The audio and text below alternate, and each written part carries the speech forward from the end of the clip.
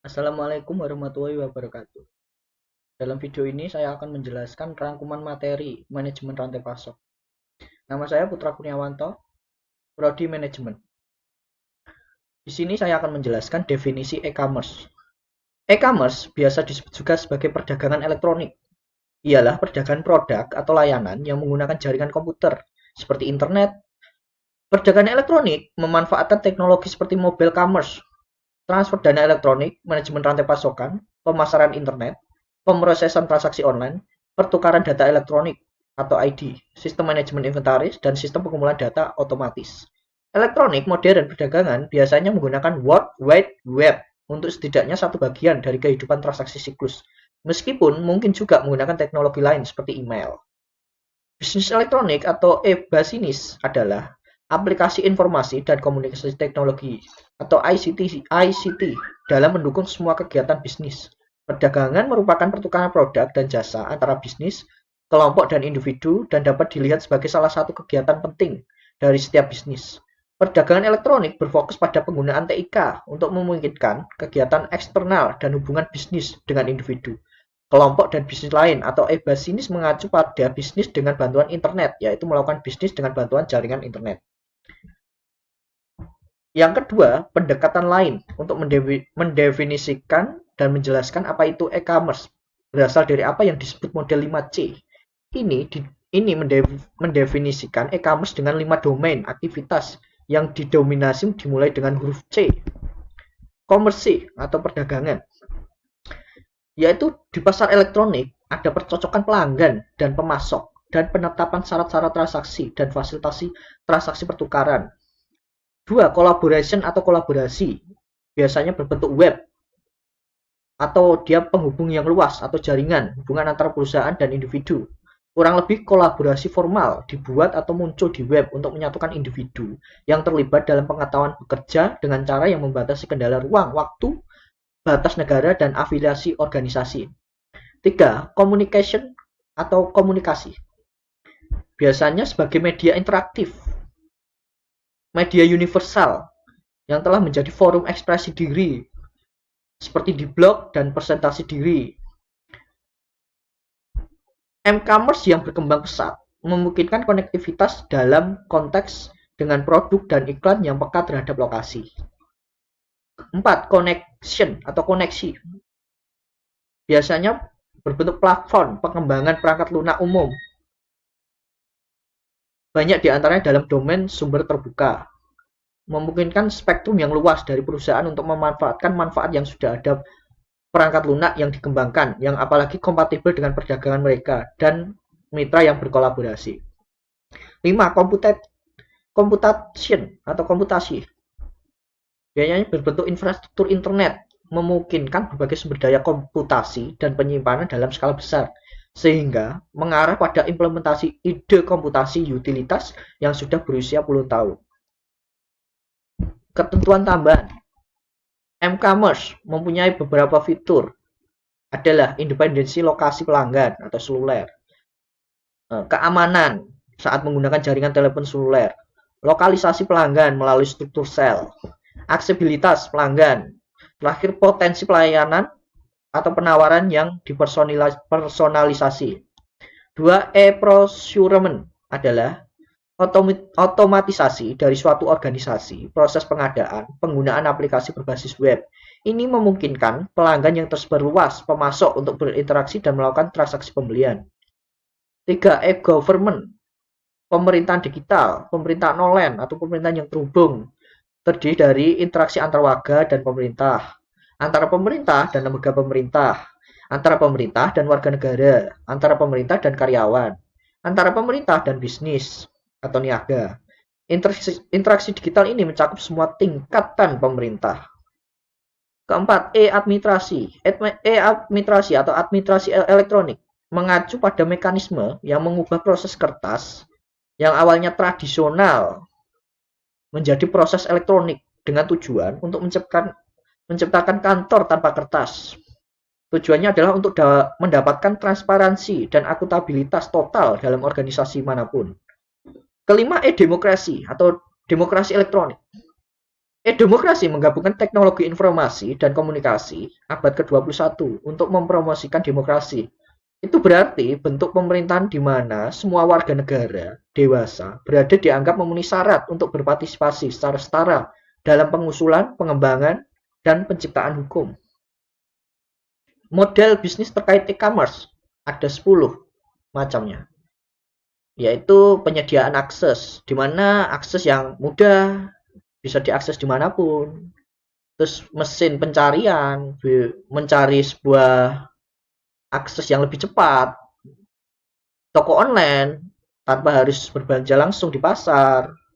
Terus komunitas virtual yang dimana bisa berkomunitas secara virtual satu sama lain, pialang transaksi, terus pasar online atau mall elektronik, terus menyediakan konten, penyedia konten, terus bisa sebagai pintu gerbang, etol lah misalnya, pialang informasi, penyediaan layanan online atau CSP.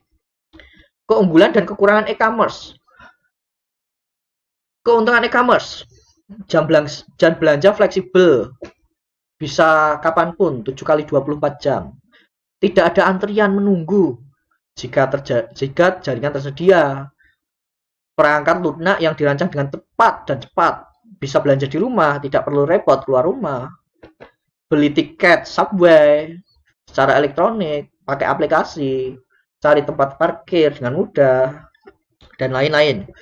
Nah, kekurangan e-commerce yaitu resiko keamanan, misal ya pencurian data, misalnya mencuri akun atau nomor kartu kredit, dan KTP, dan lain-lain. Pencurian identitas, bertindak atas nama kami atau identitas pengguna, dan mengarah kejahatan juga.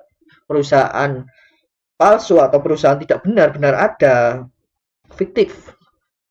Penipuan, misalnya pesanan dikonfirmasi, faktur harus dibayar, tetapi barang tidak pernah dikirim. Selanjutnya, strategi rantai pasokan dan operasi. Definisi, strategi bisnis, rencana induk jangka panjang bagi perusahaan menetapkan arah umum. 2. Strategi fungsional, lebih lanjut mengembangkan strategis bisnis di segmen bisnis serta harus diselarakan dan terkoordinasi. 3. Kompetisi inti, yaitu kekuatan organisasi yang menyediakan fokus dan landasan bagi perusahaan strategi. Strategi rantai pasokan terdiri dari banyak pemasok menanggapi permintaan dan spesifikasi permintaan penawaran dengan pesanan yang pada umumnya akan jatuh ke pihak yang memberikan penawaran rendah. 2. Sedikit pemasok mengintegrasikan pemasok, produksi, dan distribusi membutuhkan operasi yang setangkas mungkin. 3. Integrasi vertikal mengembangkan kemampuan untuk menghasilkan barang atau jasa yang sebelumnya dibeli atau membeli perusahaan pemasok atau distributor. 4. Jaringan ke RSU, pemasok yang menjadi bagian dari sebuah perusahaan atau koalisi perusahaan. 5. Perusahaan virtual, perusahaan yang mengandalkan beragam hubungan pemasok untuk menyediakan jasa atau permintaan yang diinginkan, dikenal juga sebagai korporasi berongga atau perusahaan jaringan. Manajemen rantai pasokan adalah total pendekatan sistem untuk mengelola seluruh arus informasi, bahan baku, dan jasa dari bahan mentah pemasok bahan melalui pabrik dan gudang sampai akhir pelanggan. Cara meningkatkan putaran inventaris rasio lebih, yaitu kurangi pesanan lead time, kurangi barang dalam proses dengan line balancing, kapasitas, kurangi kerusakan mesin besar perawatan total mesin, dengan perencanaan yang baik atau peramalan yang lebih baik, dengan hubungan yang baik dengan pemasok, persediaan terpusat. Kekuatan manajemen hubungan pelanggan dalam meningkatkan kualitas produk dan kepuasan pelanggan. Organisasi harus berusaha untuk membangun dan memelihara hubungan yang solid dengan prospek, pelanggan, mitra, dan pemangku kepentingan. Perusahaan mengalokasikan sumber daya yang signifikan untuk kepuasan pelanggan, pengukuran, dan perbaikan. Pelanggan mencari keadilan dengan penyediaan produk dan layanan. Jika mereka merasakan itu mereka telah membayar harga yang setara dengan kualitas yang mereka terima, semuanya baik-baik saja dengan pasar. Namun, jika kualitas pembelian mereka sangat ekstrim, kurang dari atau lebih besar dari yang mereka harapkan, perasaan pelanggan termotivasi untuk mendapatkan kembali keseimbangan dalam persamaan pembeli dan penjual. Apa itu yang dimaksud dengan CRM? CRM atau Customer Relations Management adalah Strategi bisnis yang memadukan proses, manusia, dan teknologi, membantu menarik prospek penjualan, mengkonversi mereka menjadi pelanggan, dan mempertahankan pelanggan yang sudah ada, pelanggan yang puas dan loyal. 7 aplikasi CRM terpopuler adalah HubSpot, 2 Kontak Konstan, 3 Piper Drive, 4 Green Rock, 5 Freshsell, 6 Drive, 7 Salesforce. Selanjutnya, keuntungan CRM. Penggunaan CRM akan memungkinkan bisnis perusahaan untuk lebih memahami dan meningkatkan hubungan klien atau pelanggan, yang pada akhirnya akan memungkinkan perusahaan untuk mengembangkan bisnisnya. Melihat seberapa pentingnya menerapkan CRM terhadap kemajuan profit dan bisnis perusahaan, berikut ini manfaat yang akan didapatkan perusahaan yang menerapkan sistem CRM, yaitu efisiensi. Sistem CRM yang diimplementasikan dengan baik dapat menggantikan proses manual yang biasanya tidak efisien, sehingga meningkatkan efisiensi organisasi secara signifikan. 2. Kolaborasi. Penggunaan sistem CRM berbasis cloud memungkinkan karyawan di berbagai departemen untuk mengelola hubungan pelanggan mereka secara lebih efektif dan untuk melihat gambaran besarnya kapan saja.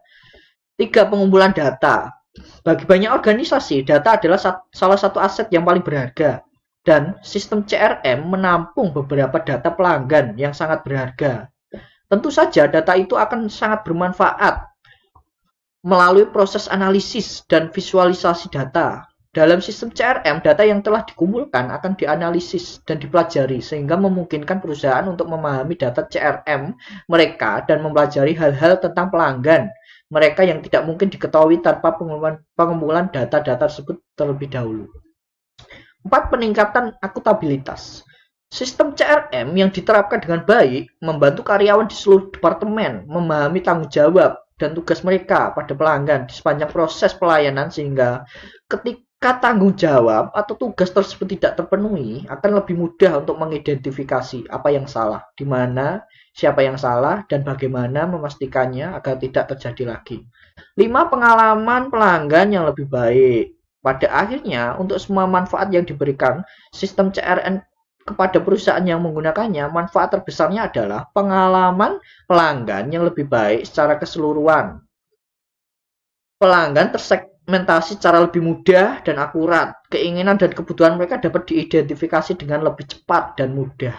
Dan perusahaan juga dapat berinteraksi dengan pelanggan secara lebih bermakna pada waktu yang tepat, sehingga menghasilkan lebih banyak penjualan lebih cepat, dan retensi dan kepuasan pelanggan yang lebih tinggi. Supplier Relation Management atau manajemen hubungan pemasok adalah pendekatan sistematis untuk mengevaluasi vendor yang memasok organisasi Anda dengan barang, bahan, dan layanan. Hal ini dilakukan dengan menentukan nilai strategis masing-masing pemasok dan membuat kartu skor pemasok berdasarkan kontribusi mereka terhadap kesuksesan Anda. Ya, ini mungkin gambarannya. What is supplier relationship management? Benefit SRM. Berikut adalah beberapa manfaat memiliki hubungan yang solid dengan pemasok Anda. Dari gambar tersebut dijelaskan bahwa pengiriman tepat waktu dari bahan berkualitas, produksi berlayar mulus, kepuasan, lebih banyak bisnis untuk Anda, memanfaatkan penawaran hebat, 6 dukungan yang sangat baik, yang terakhir menghemat uang perusahaan Anda. Ya, yang terakhir kesimpulan. Sebetulnya mendapatkan produk yang murah, distribusi cepat, dan berkualitas merupakan 3 alasan utama munculnya manajemen rantai pasokan. Dengan menggandeng beberapa pihak seperti perusahaan pemasok, jaringan distributor, dan mengecer staf perusahaan penyedia transportasi, maka Anda mampu memasarkan produk ke konsumen secara cepat, tepat, dan akurat.